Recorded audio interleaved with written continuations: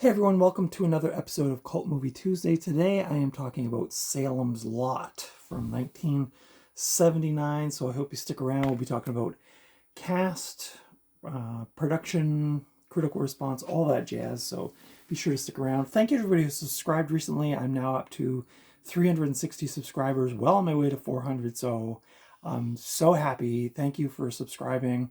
Thank you for all the lovely comments I've received recently. I'm not going to hold the movie up the whole time, just for people out there who allegedly there are several viewers of my channel who find it very upsetting that I hold the DVD case up while I talk. So I will put it down and try not to hold it up the whole time. Usually I just hold it up so you know what I'm talking about, and I usually like flip halfway through and then I show you the inside. But anyway, I'll do my best. That's all I can say. Yeah, so thanks everybody who subscribed and left comments and giving me the thumbs up. And so yeah, today we're talking about this movie, Salem's Lot, as you can see right there. This is a horror movie. It's a made-for-TV horror movie from 1979, directed by Tobe Hooper, who of course did Texas Chainsaw Massacre, Poltergeist, Funhouse, a whole bunch of cool movies. This was a first-time watch for me. I had not seen this prior. I might have seen it on TV as a kid, but I really don't remember much about it. This movie stars David Soul, who of course was also in Magnum Force with Clint Eastwood, an awesome performance there. And of course he was Hutch on Starsky and Hutch. And of course he just recently passed away last week. So rest in peace, David Soul. Starsky and Hutch was probably one of my favorite TV shows growing up. And I'm in the process of getting the box sets. I think I'm missing season 2, and I don't. Speaking of OCD, I can't actually start watching the series until I have all the sets, because I don't want to get into it and then not be able to keep watching it. So, but anyway, rest in peace, David Soul. Salem's Lot also stars James Mason, who was in 20,000 Leagues Under the Sea and Journey to the Center of the Earth. And it also stars Bonnie Bedelia Culkin, who was in Die Hard, as well as another Stephen King film, Needful Things, or another Stephen King adaptation. The synopsis for this film is a novelist and a young horror fan attempt to save a small New England town which has been invaded by vampires. So pretty straightforward synopsis there. Well, I'll get to my feelings on this movie in a bit. Now, I did watch this back in early November, and now it's like mid-January, so it's kind of, my memory of it is a bit fuzzy now. I am getting a little older, and so sometimes I don't retain things as well as I should, but this is based, of course, on the 1975 horror novel Salem's Lot by Stephen King, with a budget of $4 million. $4 million. Principal photography began in July of 1979 in the Northern California town of Ferndale, with some scenes filmed at studios in Burbank, California. Filming wrapped up August 29th of 1979. I was 9 years old when this movie was being made. There was a lot of cool stuff happening when I was 9. In the years following its broadcast, it has accumulated, of course, a cult following, which is why I'm featuring it today on Cult Movie Tuesdays. And it has had a significant impact on the vampire genre. It was followed by a 1987 theatrical sequel, A Return to Salem's Lot, directed by Larry Cohen. I have not seen that one or really know anything about it, to be honest. Although Salem's Lot was aimed at television, a European theatrical release was also planned, which would include more scenes of violence that were, of course, edited out for TV. I'm trying to remember what network this was on. Somebody can leave it in the comments below. The vampire levitations were accomplished by placing the actors on a boom crane instead of traditional wires. The levitation sequences were also shot in reverse to make the scenes more eerie.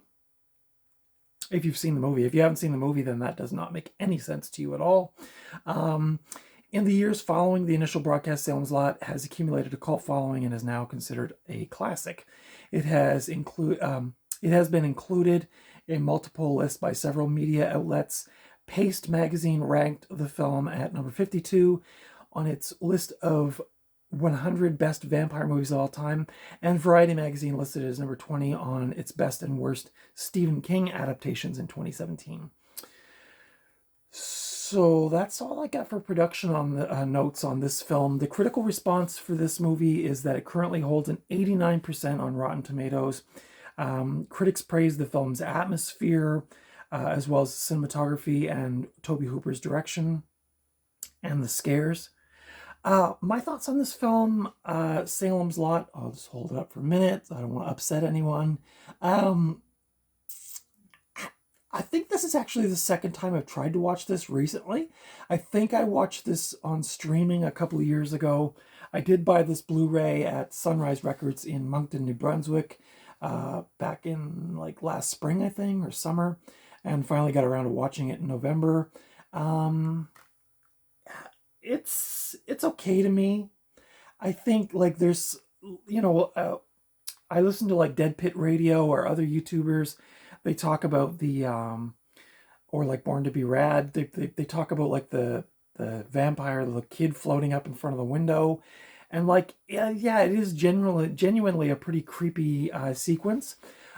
And David Soul did his best, I think, in this film, and I feel like he carried the weight of this movie. Again, it's tricky for me because Tobe Hooper did so many good films, and I know this was made for TV, so it's a different kind of arena, but it definitely has that made for TV feel. Like it's very I don't know, like almost like shot on video or something. I just, again, maybe it wasn't for me. I will say a lot of my reviews lately have been fairly negative, and I hope you guys appreciate that. I'm just being honest with you rather than sugarcoating it and saying this was the most incredible thing I've ever seen. I think a situation for me here with this one is that it's been hyped to me so many years. For so many years, I've heard about this movie from like, the 70s, 80s, 90s, 2000s, and I just didn't get around to catching it until now. So I think it was just like so hyped up for me that I was like, this movie's going to be incredible. I do really like the cover art, and it gives you really creepy vibes. You look at the vampire on the back, it's like super spooky makeup. So I had this real like high expectation for this movie, and I just fell a little short for me. That's just my opinion. I know this movie has a lot of fans and people who put this movie over like big time. But for me, yeah, I thought it was okay. Again, the highlights for me were like the mood of the town. The David Soul's performance was great. Some of the special effects makeup and like I said, the levitation scene, which I kind of give you a bit of background on how they did that. This is, the quote on the back is one of the last truly great gothic vampire films. For me, I would rather watch Hammer horror, but that's just me. Again, not a bad. And like I also thought when I was watching this about the 1979 Dracula remake, it kind of gave me similar vibes with that, with like the kind of the gothic, but in the 70s. Just not sure how well that carried over. I really don't have a lot to say about this movie, honestly. This will probably not be an addition to my collection. I know some of you will probably consider that blasphemy. I just thought it was very average, and I just don't see myself rewatching this. But this edition is the Warner Brothers Blu-ray from 2016. The special features are feature-length audio commentary with director Tobe Hooper, as well as international theatrical trailer.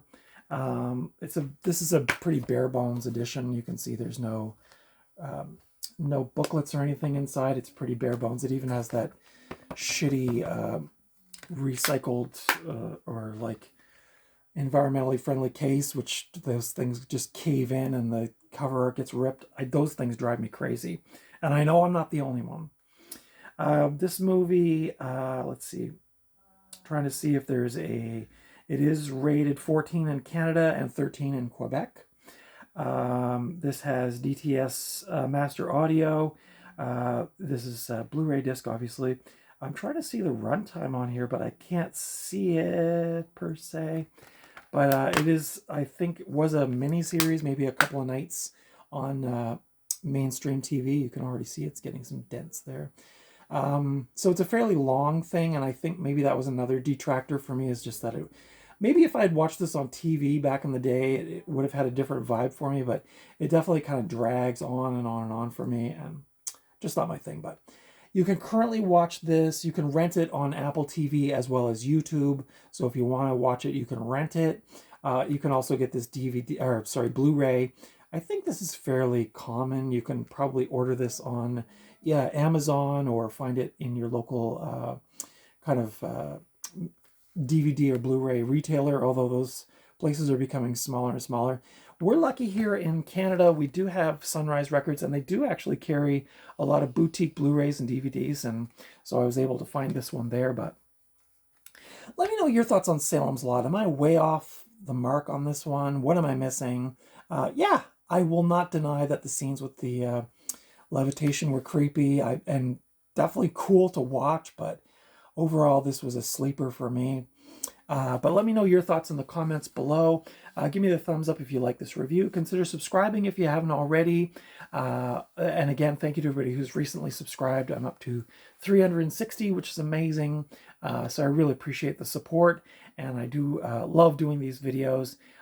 So that's it for today. I hope you enjoyed the review. And until next time, I will see you at the video store or the thrift store, or just out and about somewhere. Hopefully, I will not find you in some sleepy New England town with an ancient vampire coming to suck our blood. But until then, take good care of yourselves and your friends and your family. Be careful out there. People are so mean now. And I'm not just talking online, and I'm not even just talking on my channel, but when you go out in the world, people are just so short-tempered and aggressive, and the driving is really bad. So do please take care of yourselves and your friends and your family, and be careful out there. It is a crazy, crazy world we live in. But until next time, I will see you in the next video. Take good care. Bye.